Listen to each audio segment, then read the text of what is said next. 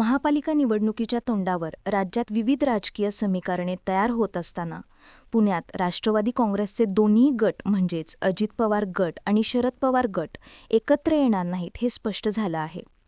राष्ट्रवादी काँग्रेस शरदचंद्र पवार पक्षाचे अध्यक्ष शरद पवार यांनी पुणे महापालिकेची आगामी निवडणूक महाविकास आघाडी म्हणूनच लढवण्याचे निर्देश दिले असल्याची माहिती राष्ट्रवादी काँग्रेस शरदचंद्र पवार गटाचे शहराध्यक्ष प्रशांत जगताप यांनी शनिवारी दिली.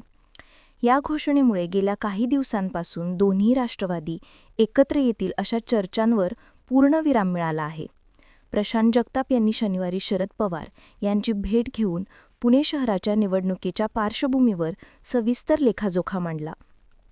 जगताप यांनी पवारांसमोर पुणे महापालिकेत महाविकास आघाडीसोबत लढल्यास काय होईल आणि इतर पक्षांची युती केल्यास काय होईल याबाबतचे आकडेवारीसह विश्लेषण केले. या विश्लेषणादरम्यान दोन्ही राष्ट्रवादी एकत्र लढल्यास केवळ अजित पवारांच्या पक्षाचा फायदा होईल तर आपल्या पक्षाला नुकसान सोसावं लागेल हे जगताप यांनी पवारांना पटवून दिलं. जगताप यांच्या म्हणण्यानुसार एकत्र लढल्यास अजित पवारांच्या पक्षाच्या 40 ते 45 जागा निवडून येतील तर शरद पवारांच्या पक्षाच्या जागा 3 ते 11 पर्यंतच मर्यादित राहतील. या उलट दोन्ही गट स्वतंत्र लढल्यास शरद पवारांच्या पक्षाच्या 23 ते 47 जागा निवडून येतील असे आकडेवारीसह त्यांनी सांगितलं. प्रशांत जगताप यांनी घेतलेल्या ठाम भूमिकेमुळे आणि त्यांच्या राजीनामा देण्याच्या इशाऱ्यानंतर हा निर्णय झाला आहे.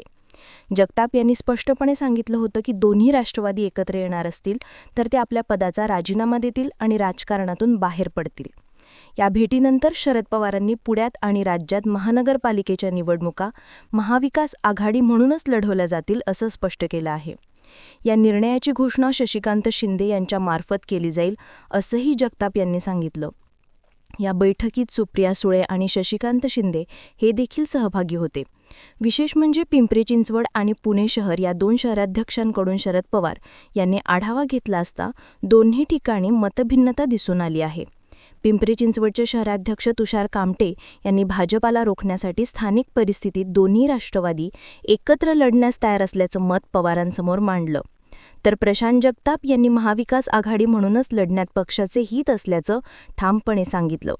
अखेरीस शरद पवारांनी पुणे, पिंपरी चिंचवड आणि पुणे ग्रामीण या ठिकाणी महाविकास आघाडी म्हणूनच लढण्याचा शब्द प्रशांत जगताप यांना दिला.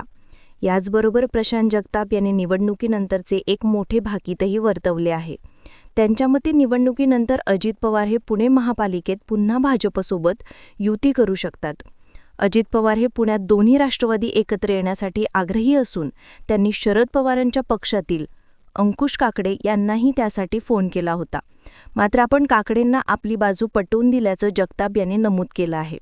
तर दुसरीकडे अजित पवार यांच्या नेतृत्वाखालील राष्ट्रवादी काँग्रेसने पुणे महापालिका निवडणुकीसाठी इच्छुक उमेदवारांकडून अर्ज स्वीकारण्याची प्रक्रिया सुरू करून निवडणुकीच्या तयारीला वेग दिला आहे, ज्यामुळे येत्या काळात पुण्यातील राजकीय वातावरण अधिक तापण्याची चिन्ह आहेत.